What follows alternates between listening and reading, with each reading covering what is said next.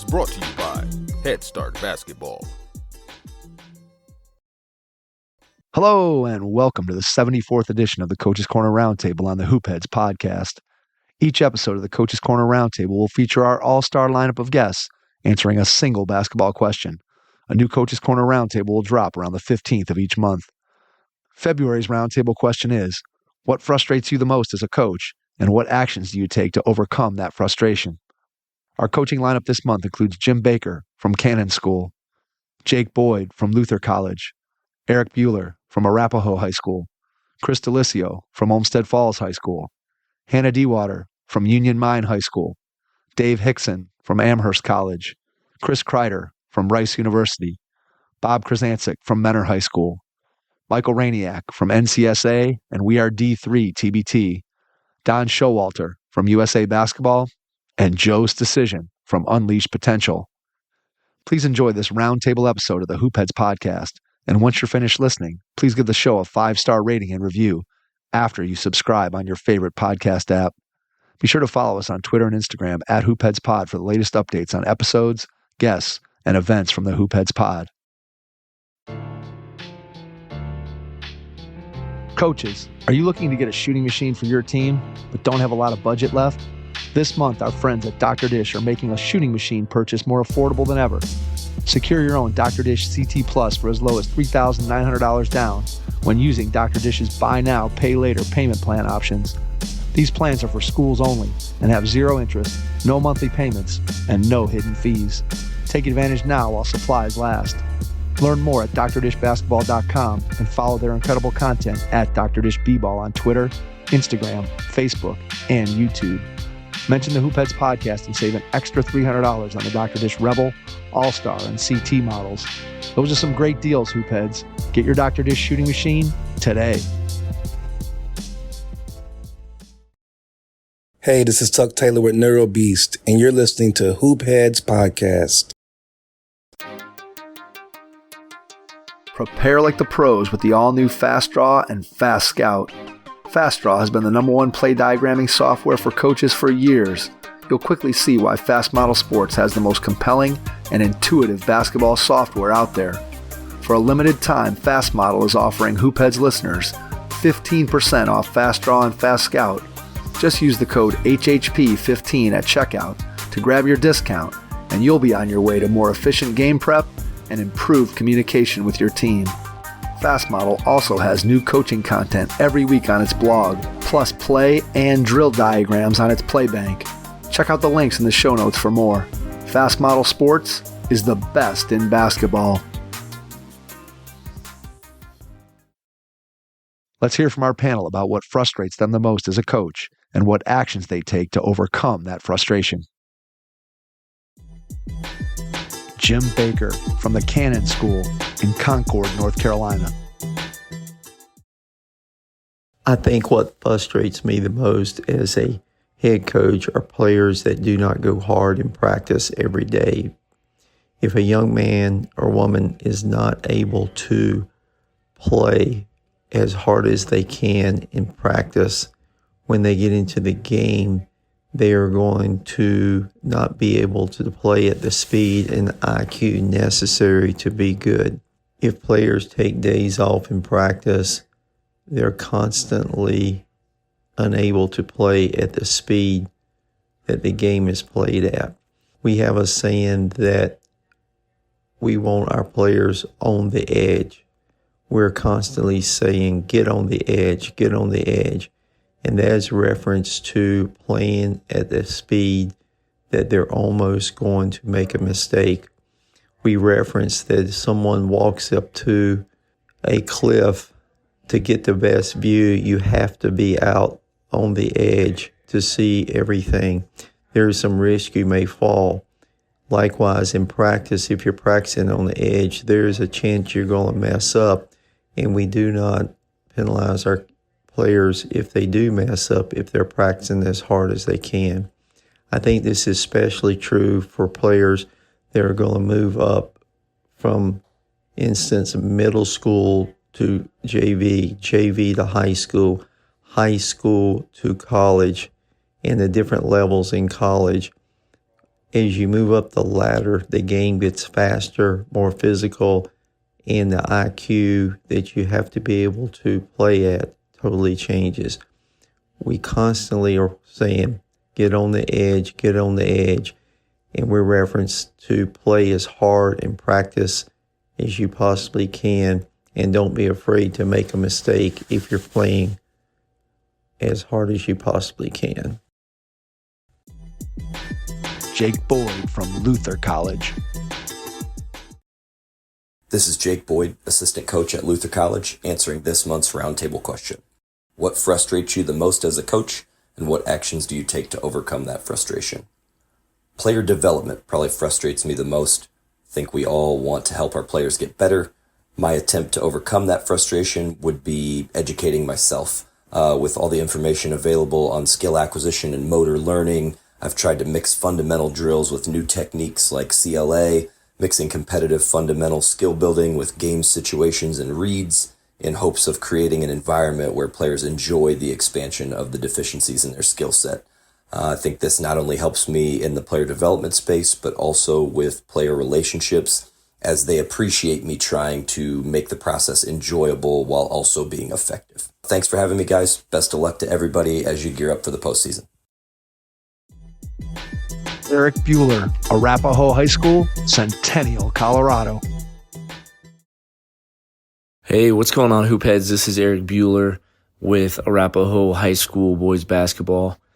And this month we were asked what frustrates us the most as a coach and what actions do we take to handle it.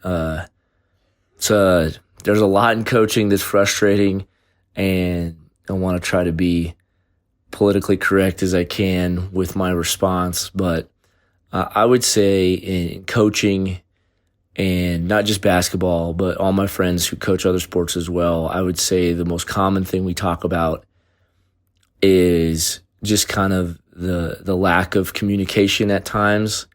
And there's times I'm guilty of lack of communication. So I really try to work on over communicating as much as I possibly can. And when I hear that there's a misunderstanding, or I hear there's frustration with families or players or coaches or just people in our community with something, I try to go and approach those individuals and have sit-down meetings. And one of my mentors, he always says, like, right time, right place, right tone, and try to have those type of conversations. And things are never really, things can get out of hand after competitions. And so try to sit down in an office or over a coffee and just kind of hash things out, I think, is the best practice. Reach out to people if you're hearing some buzz out in the community or some rumors or things like that. But that's something that really frustrates me, and I think it's one of the hardest parts of the job. But I think the best practice is to just kind of head those things head on and kind of walk into the storm. And 9 times out of 10, it's not as bad as it seems it's going to be. So that's what I got this month. Thanks again for having me, guys, and I will talk to you next time. Bye. Chris DeLisio, Olmsted Falls High School, Olmsted Falls, Ohio. Hey, Hoopheads. Chris DeLisio at Olmsted Falls. And for today's roundtable question, the things that are most frustrating as a coach, sometimes tough to narrow it down to just one or two. But if I would say maybe the number one thing is just a lack of effort. It's the thing that I think as a coach that you can never allow. It's frustrating because it's as a coach and as a former player, it's hard to understand why you wouldn't play at a really high level for your teammates, for your coaches, for your community. But the most important thing is what actions do you have to take? And I think that it's got to be a constant battle with your team, and maybe battle's the wrong word, just expectation that you're not going to accept anything less than someone's best effort. So they do it for their teammates and for, the success of your basketball team. And that's the thing I think has to be a constant in your practice every day, is just full effort all the time. And a lot of the other stuff will take care of itself. Hannah Dewater from Union Mine High School. Hey coaches, this is Hannah Dewater from Union Mine High School, answering the question, what frustrates me most as a coach, and what do I do to overcome that frustration? For me, the thing that's most frustrating is when players are not playing to their potential, especially if it happens somewhat consistently. We do everything we can to put our players in a position to succeed, and we're asking them to do things that we believe they are capable of. So when they are underperforming or underbelieving or whatever it may be, yeah, it's just frustrating because we need them to be at their best to help the team. And for them to be at their best also makes it a more meaningful experience for them, right? They want to be successful as well. So it's not like they're doing it on purpose necessarily, but it has a lot of potential fallout. So what I do when this is happening is I start with trying to break it down and find one thing that they can focus on that they can be excellent in. So find that one thing, challenge them to rise to the occasion. And then on the other side, it's like figure out, is there some sort of mental block happening? Is there something happening off the court that's coming onto the court? Why is it that there's been a drop off with that player? And usually when I'm able to break it down, able to have a conversation with them, able to give them something tangible that they can do, it kind of pulls them out of that. And, even if I just tell them to rebound and focus on that or whatever it is, it usually ends up translating to the rest of their game. Dave Hixon, Basketball Hall of Famer from Amherst College. Hey, Hoopheads, it's Coach Hixon here. Good morning. And thought a lot about this question the last couple of days. As a coach, what frustrates you the most and what do you do to remedy it? And, there's a lot of things that frustrate all of us, but I would have to say, bottom line for me is when your kids aren't playing, real hard at 100%. I know people use the expression 110. I don't think there's any more than 100, but they, when they're not pushing to 100%. And so you look at, and sometimes they don't know that they're not playing at 100% unless you let them know. And so that was my frustration. Occasionally we wouldn't be playing as hard as we should play. And we'd go through a couple games like that and you could start to see whether we were winning by fewer or maybe even losing, that it was having an effect. And so we'd go back and we ran this drill, 2 versus 2 continuous play drill that is super aggressive, super intense. The assistant coaches get into it. We're on the kids during the whole thing to play harder. And by the end, I think every single one of my assistants runs it now. My former assistants and former players that coach run the 2 versus 2 drill. It is a great drill, teaches multiple facets of the game, but all the while, probably the most important thing it gets your kids to do is to really play hard. And I emphasize really because that's the way this drill is so competitive. If you don't play hard, you lose. And so different than a lot of drills, if you lose, you're not out, you stay in and continue to get beat up. And so it's a wonderful drill. I use that to help me with my frustrations when our kids aren't playing hard. Good luck down the stretch to guys that are still coaching. Coaches, Game Changer is making your game film more valuable than ever.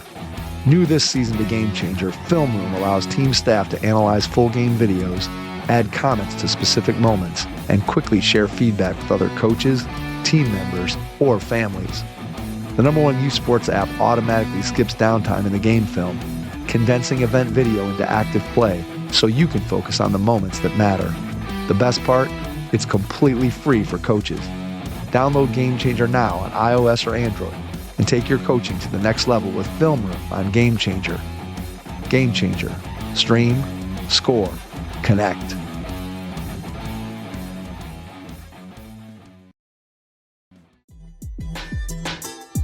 Chris Kreider from Rice University. The biggest source of frustration in coaching in today's day and age, for me personally, would have to be the management of the tension when it comes to time. For me, my faith and my family are the 2 most important things. I also have a passion for coaching and want to be the absolute best coach I can be for our players and our program. And I know to do that, it requires a lot of time, energy, and a lot goes into that.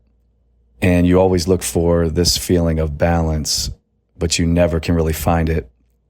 So when I heard somebody put it as a tension that will always exist, that helped me out.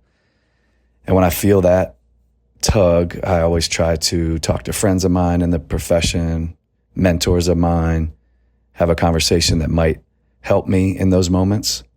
And I also try to look for quality time with my family, new and creative ways to do that, especially right now during the season when just not a lot of time exists. But constantly remembering that the balance is hard to find, the tension will always be there, and finding ways to manage the tension is really all we can do.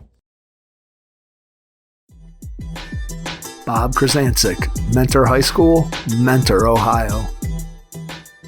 Coach K, Mentor High School.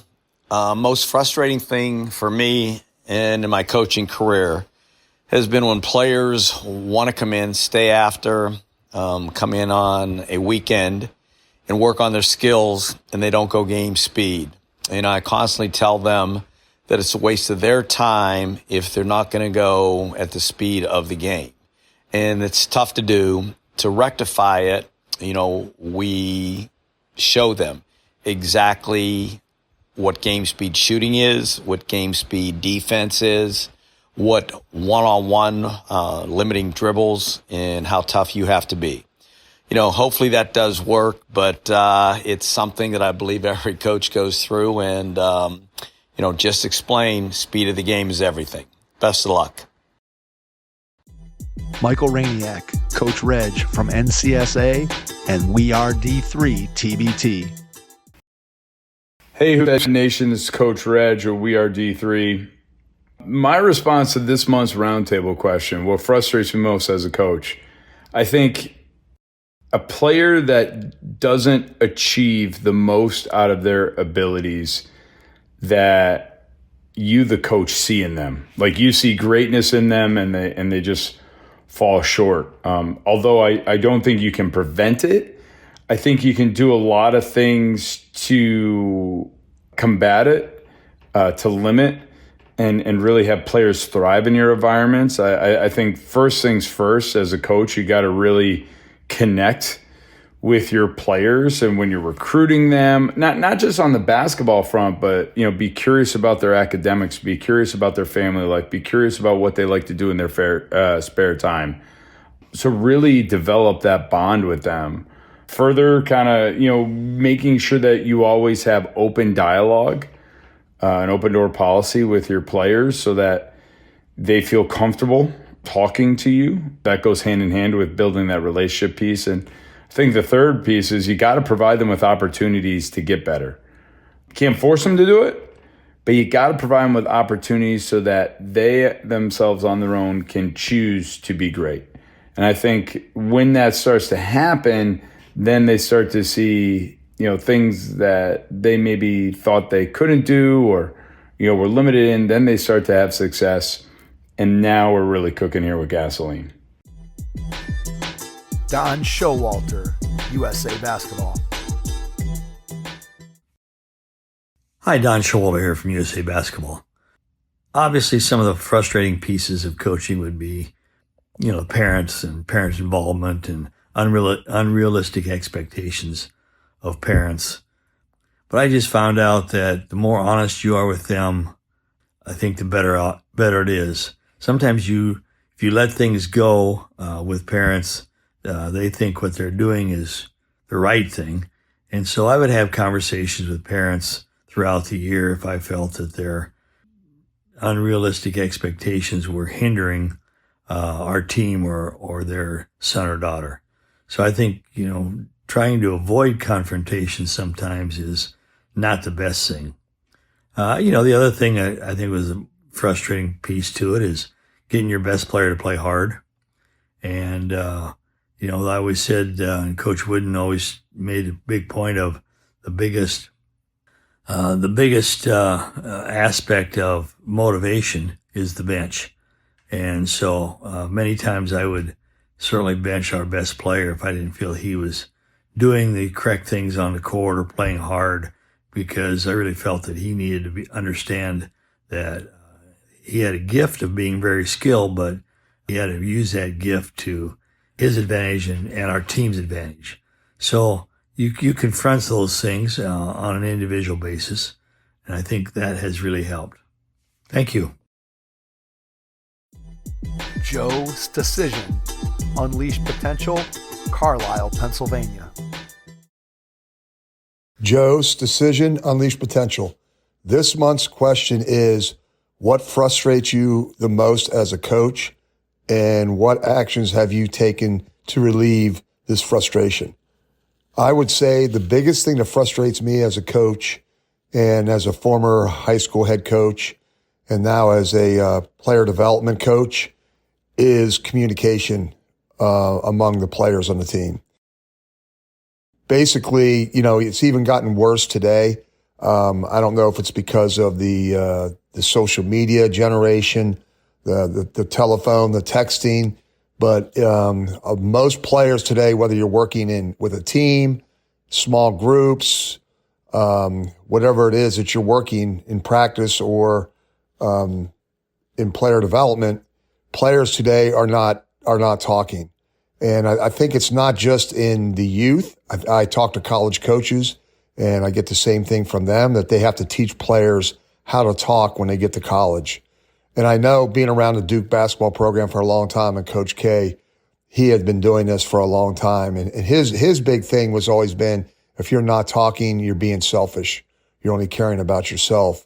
And he got to the point, and this is basketball at the highest level, he got to the point where he would spend time in practice, literally practicing what to say, how to say it with his players. I mean, literally teaching them what to say, because we can all tell our players to talk, but we need specific talk.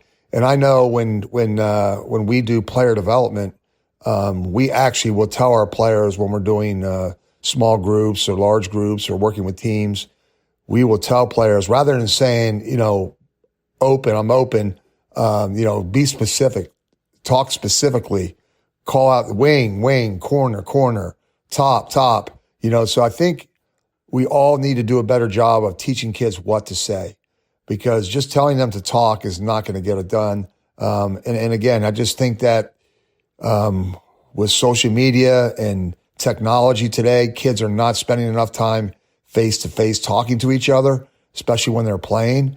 I just did a big clinic yesterday with an AAU organization, and we talked about being loud in the gym, and that a quiet gym is a losing gym. And then also recently, it's not just here in the United States. About 2 weeks ago, I was in Hong Kong doing a clinic with a bunch of Asian players, and we had the same conversation that we need to communicate more with our teammates. And we also talked about things that we need to say. And it's not only what you say, but how you say it to your teammates. So that's the next level of not only communicating, but communicating in the right way. One of the things that we do with USA Basketball, we have something called communication circles. And I did this when I was in Hong Kong 2 weeks ago. We spend time in practice. After a practice session, we will form a circle with each other, and we will go around. What topic of the day might be, hey, tell me something good that one of your teammates did today, or something they got better at. And we would spend time doing that. And then another day topic might be, hey, give me one thing that you could do better as a basketball player, something you need to improve on. And you could change the topic daily, but have a daily communication circle with your team, after practice, after the workout, whatever the case may be, to encourage communication. And also that helps to develop relationships, among your teammates.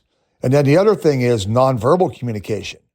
There have been studies done that, the teams that touch the most, the high fives, the fist bumps, the pat on the back, those teams seem to win more. So it's not only verbal communication, but nonverbal communication.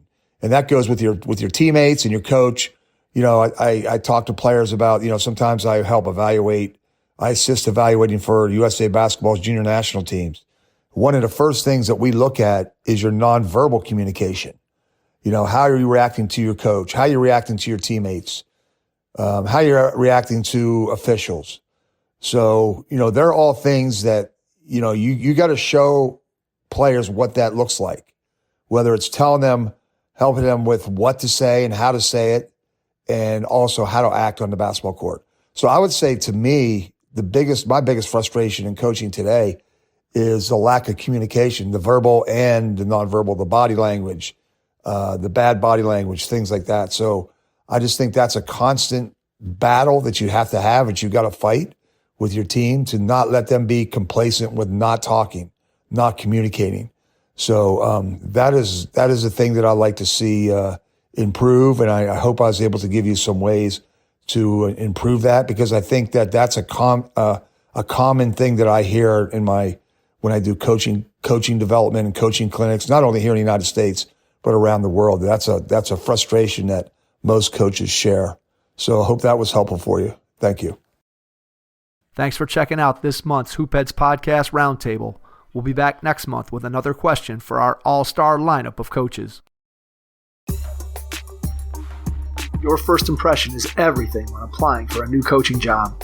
A professional coaching portfolio is the tool that highlights your coaching achievements and philosophies, and most of all, helps separate you and your abilities from the other applicants. The Coaching Portfolio Guide is an instructional, membership-based website that helps you develop a personalized portfolio. Each section of the Portfolio Guide provides detailed instructions on how to organize your portfolio in a professional manner. The guide also provides sample documents for each section of your portfolio that you can copy, modify, and add to your personal portfolio. As a Hoopheads Pod listener, you can get your Coaching Portfolio Guide for just $25. Visit coachingportfolioguide.com/hoopheads to learn more. Thanks for listening to the Hoopheads Podcast, presented by Head Start Basketball.